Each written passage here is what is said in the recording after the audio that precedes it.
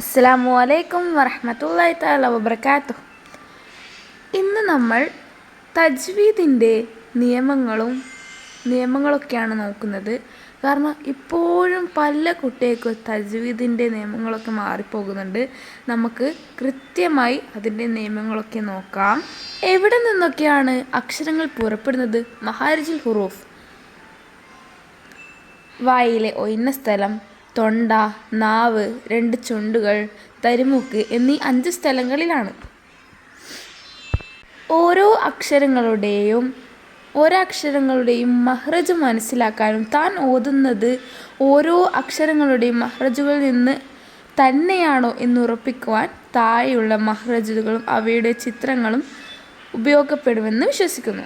ഉദാഹരണം: ബാഇൻ്റെ മഹ്റജ് അറിയാൻ അബ് എന്നും തായിൻ്റെ മഹ്റജ് അറിയാൻ അത് എന്നും ഉച്ചരണം നോക്കിയാൽ മതി. അലിഫ്, വാവ്, യാ. മധ്യക്ഷരങ്ങളായ അലിഫ്, വാവ്, യാ എന്നീ 3 അക്ഷരങ്ങളുടെ മഹ്റജ് വായുടെ ഒഴിഞ്ഞ സ്ഥലമാണ്. കാല, യഖൂലു, ഖീല ഇതൊക്കെ വായുടെ ഒഴിഞ്ഞ സ്ഥലത്തു നിന്നാണ് പുറപ്പെടുന്നത്. ഐന്, ഹാ തൊണ്ടയുടെ താഴെ അറ്റത്തു നിന്നാണ് പുറപ്പെടുന്നത്. ഐന്, ഹാ തൊണ്ടയുടെ മധ്യഭാഗത്ത് നിന്നാണ് ഐന്, ഹാ നമുക്ക് നോക്കിയാൽ മനസ്സിലാകും. പിന്നെ ഐന്, ഹാ തൊണ്ടയുടെ മേൽഭാഗത്തു നിന്നാണ് പുറപ്പെടുന്നത്. കാഫ്, നാവിൻ്റെ മേലറ്റവും മേലണ്ണാക്കും ആ ഭാഗത്തു നിന്നാണ് കാഫ് പുറപ്പെടുന്നത്.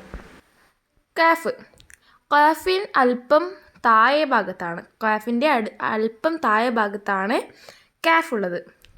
ജീമ്, ഷീന്, യാ നാവിൻ്റെയും മധ്യവും അതോട് നേരിടുന്ന മേലണ്ണാക്കും അതിൻ്റെ ഭാഗത്താണ് ജീമ്, ഷാ, ഒക്കെ ഉണ്ടാകുന്നത്. നാവിൻ്റെ അരുനീളത്തിൽ അണപ്പല്ലുകൾ ചേർന്ന് ആ ഒരു ഭാഗത്താണ് ലാദ് പുറപ്പെടുന്നത്. അടുത്തത് ലാമ്, നാവിൻ്റെ അരുവിൻ്റെ അറ്റവും മേൽ മുൻപല്ല് മുതൽ ചിരിപ്പല്ല് വരെയുള്ള ഊനും ആ ഒരു ഭാഗത്താണ് ലാം പുറപ്പെടുന്നത്.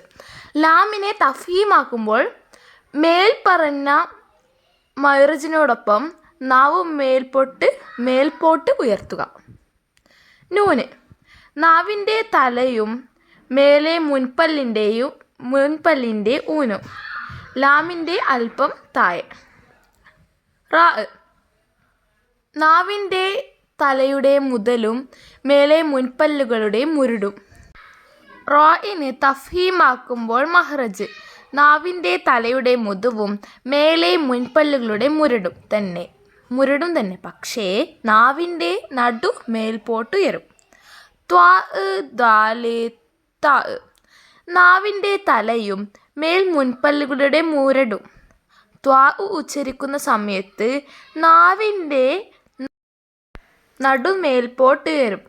ദാലും ത്വാഉം ഉച്ചരിക്കുന്ന സമയത്ത് നാവ് താഴുകയും ചെയ്യും.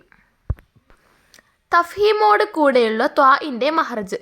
ത്വാ ഉച്ചരിക്കുന്ന സമയത്ത് നാവിൻ്റെ നടുഭാഗം അണ്ണാക്കിലേക്ക് ഉയരും.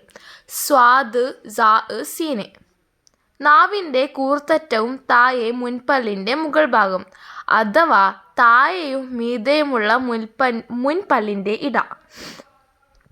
തഫ്ഹീമോട് കൂടെയുള്ള സ്വാദിൻ്റെ മഹ്റജ്.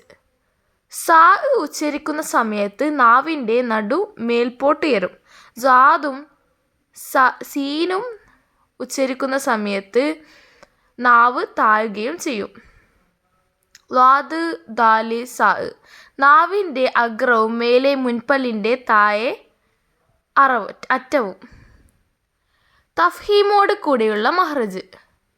ലാദിൻ്റെ മഹ്റജ്. ലാദ് ഉച്ചരിക്കുന്ന സമയത്ത് നാവിൻ്റെ നടു മേൽപോട്ട് ഉയരും.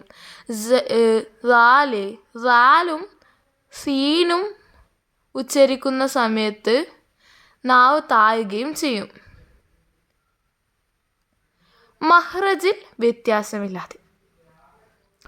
വാവ്, താഴെ ചുണ്ടുകളുടെ ഇട മുൻപല്ലുകളുടെ തലയും നടു പരസ്പരം തട്ടാതെയാണ് വാവ് ഉച്ചരിക്കുക. ബാ, മീമ് 2 ചുണ്ടുകളുടെ ഇട പരസ്പരം തട്ടുന്ന വിധത്തിൽ. മീമ്, നൂന്.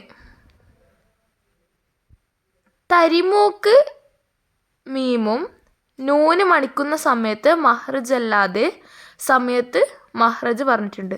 പിന്നെ താഴെ ഓരോ വിധ പല്ലുകൾ ജസ്റ്റ് ഒന്ന് വായിച്ചു നോക്കാം.